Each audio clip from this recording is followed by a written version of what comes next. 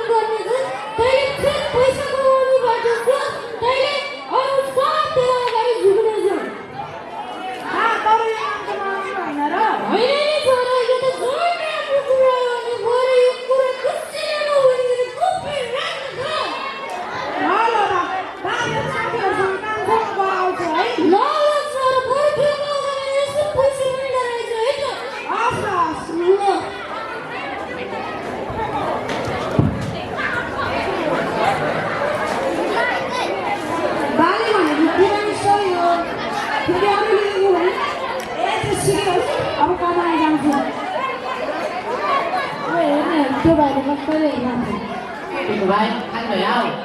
Có đây nó nằm rồi. Ai cho bạn, truy tung cho chúng ta nhớ rồi anh ta. Ba nó xuống ra mình riêng suy nghĩ. Ai đây là ai được không? Ba này. Ăn kìa đây. Ăn là cái. Đi đủ nó nghe xíu. Ăn rồi nhỉ.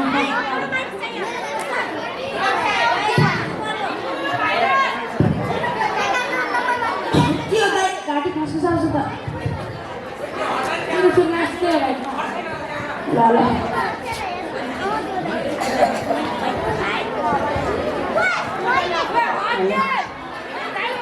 Lala kayak ni, mereka pasti lari. Lala, hey, orang curi semua bisa malah lala. Lala. Ayo kita, jangan kita. Jangan ya. Orang ini kalau tante ni dosa, dia baca di kolom ya. Kue asin sama kebayan aja dari kisah. Iya, bicara itu bicara itu habis habis terjadi kan harus saya. Hujan. Ya, apa yang tadi? Iya. Baca. Baca. Baca. Mesti ini. Mesti baca kan. Dia kalau dia tiga pasti nak tahu dah begini. Boleh. Kita mesti baca asli nak. Hai malah kita sini asli nak tahu. Baca orang kita pancing ya. हुन्छ तिमीलाई विद्यालय जान मन लाग्छ कि लाग्दैन भत्ते किन जाने हो र त्यस्तो विद्यालय तपाईं त्यस्तो भन्नु हुन्न नि विद्यालय त जानुपर्छ किन जाने हो र विद्यालय विद्यालय गयो भने ठुलो मान्छे बनिन्छ ज्ञान आर्जन गरिन्छ नि आर्जन गर्नु छैन मलाई त्यस्तो ज्ञान छैन अनि त्यस्तो भन्दैन विद्यालय गएर त ठुलो मान्छे बनिन्छ पैसा कमाउँछ नि ठुलो मान्छे त पछि मान्छे बनिहाल्छ नि अनि हो नि मलाई चिनेनौ तिमीले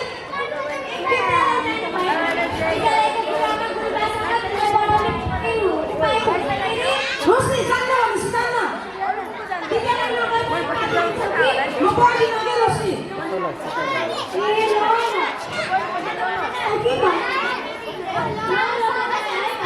Lalu kau kata kau, bapak ini dia pergi jangan.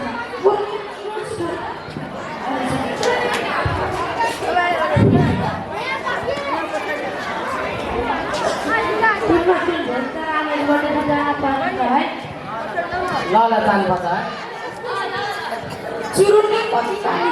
Saat orang lain, balik पैसा कमाउने मान्छेहरुमा पैसा कमाउँदा हो यहाँ मान्छे चाहिँ छैन पैसा के हुन्छ चोराले हात हाल्छ सुन्न चोर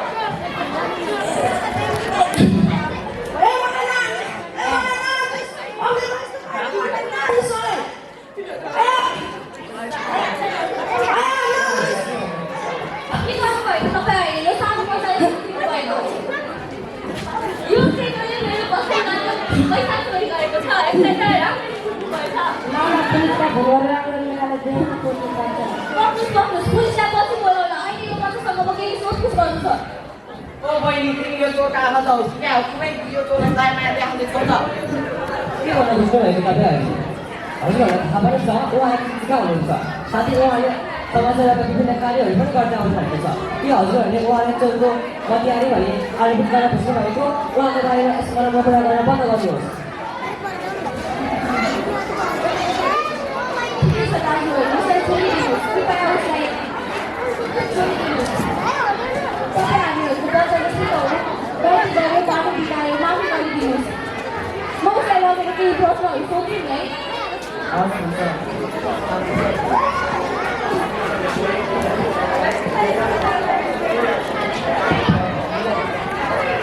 बाबु राम्रो बुझ्नुभयो तर यस्तो गर्नुपर्ने बाटो चाहिँ के आइलाग्यो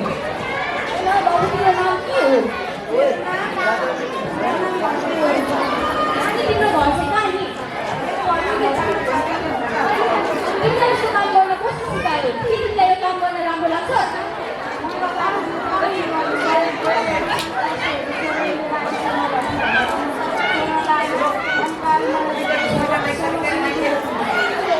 तिमीलाई बिगारेको बुबाले पो रहेछ त तिमीलाई नराम्रो काम गर्न रोक्नुको ठाउँमा उल्टै ठोस काम दिनुभएछ अझै पनि लाग्छ तिमीलाई के यो राम्रो काम हो भनेर नमस्ते गुरुआमा नमस्ते गुरुबा नमस्ते नानीहरू यहाँ के भइरहेको छ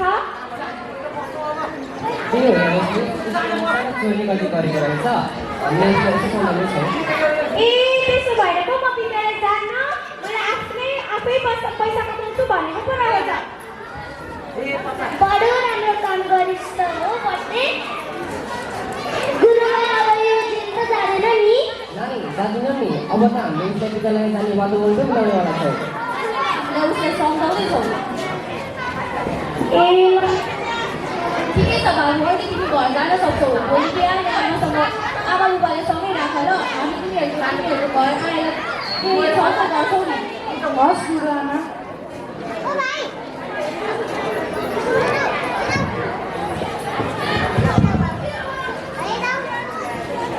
ए उसले त धुम्रपान पनि गर्छ नि अघि चोरीको काम पनि गरेको रहेछ ला भोलिपल्ट बिहान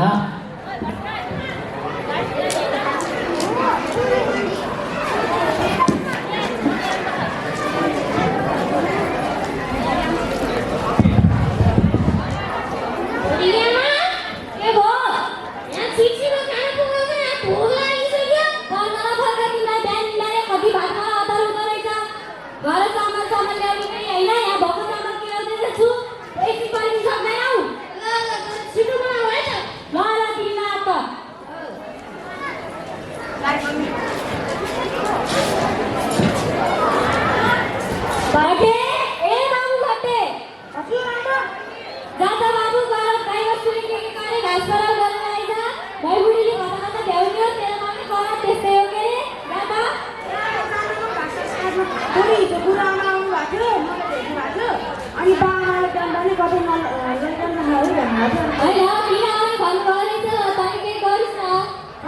त्यस्तो के गरे जस्तो त लाग्दैन ए ल त्यसो भए बाटे ए बाटे ल आउनु भयो जस्तो छ गुरुमा बिहान भयो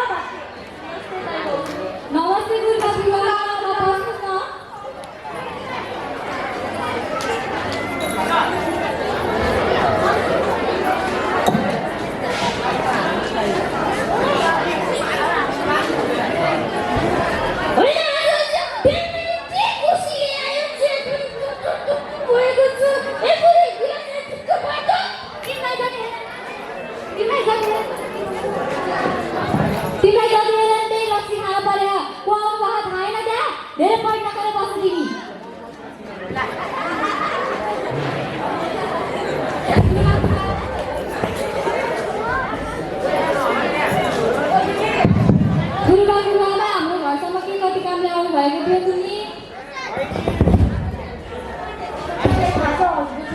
के गर्यो भनेर मलाई त केही थाहा छैन म त बिहान हिजो बेलुका हजुरको बाबुले मलाई केही भनेका छैनन् हजुरको छोरा पढ्ने उमेरमा चोरी गरेर हिँडेको छ ओहो बाबुले त्यस्तो गर्न भ्याइसकेको छ हजुर मलाई त केही अत्तो पत्तो छैन गुरुआमा हजुरको छोरालाई पढ्ने उमेरमा चोरी गर्न पठाउनु भएको रहेछ हजुरको बुबाले ओहो यिनीहरूले के गर्छन् गर्छन् आमै छैन कि जतिखेर नि उल्टो उल्टो सिकाउँछन्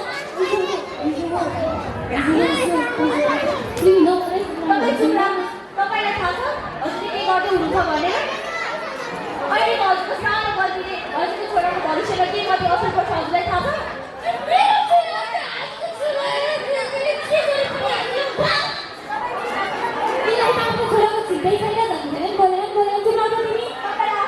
भविष्यको चिन्ता रहेनछ सुन बाबु त्यहाँ ध्यान दिएर सुन उहाँले भनेको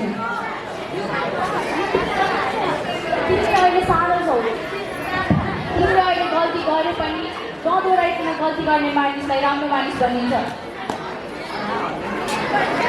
तिमीले अन्जानमा नै गरेको गल्ती भए तापनि अहिले तिमीले यो बाटो हिँड्नु हुँदैन बरु तिमीलाई पढेको खण्डमा हामी सहयोग गर्छौँ भोलिबाट तिमी स्कुल हिँड है बाबुलाई स्कुल पढाउनु त हामीलाई नि रहर थियो पहिला तर हाम्रो घरको अवस्था यस्तै भयो त्यही भएर स्कुल पठाउन पाएन तर बाबु त्यस्तो गलत बाटोमा हिँडिसकेको रहेछ मलाई त केही थाहा थिएन आज हजुरले आमा खोजिदिनु भयो हाम्रो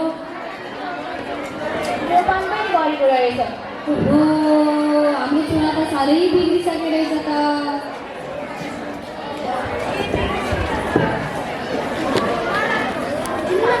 सायद तपाईँहरूलाई थाहा होला नहोला सरकारले राज्यले 18 वर्षभन्दा मुनिका बालबालिकाहरूलाई विद्यालय पढ्न पठाउनु र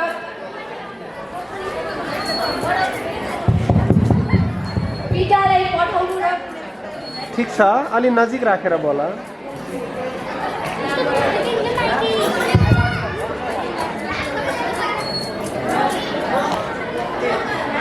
बालबालिकाको अधिकारहरू उपलब्ध गराउनु भनेको छ हामी शिक्षक हौ हामी बालबालिकाको भविष्य उज्जवल बनाउँछौँ हामी त्यो शिक्षक पनि हौ जुन बालबालिकाको हकमा आफ्नो महत्त्वपूर्ण भूमिका खेलिरहेका छौँ ठिकै छ बाबु हजुरको घरको आर्थिक अवस्था बुझेकी छु दाइको अवस्था त त्यस्तै छ यिनलाई त झन् त्यस्तै हो केही भनेर लाग्दैन यिनलाई हजुरले बुझ्नु हुँदो रहेछ हेर नि त हेर बाबुलाई भोलिबाट स्कुल पठाउनुहोस् स्कुलबाट दिनुपर्ने सुविधा छ हामी उपलब्ध गराउँछौँ यी अहिले हामी पुस्तक कि कपडाहरू लिएका छौँ बाबुलाई भोलिबाट स्कुल पठाइदिनुहोस् हस् गुरुआमा तपाईँलाई धन्यवाद यति सहयोग गरिदिनु भयो हामीलाई अब यस्तो गलत बाटोमा नहिँड है बाबु हजुर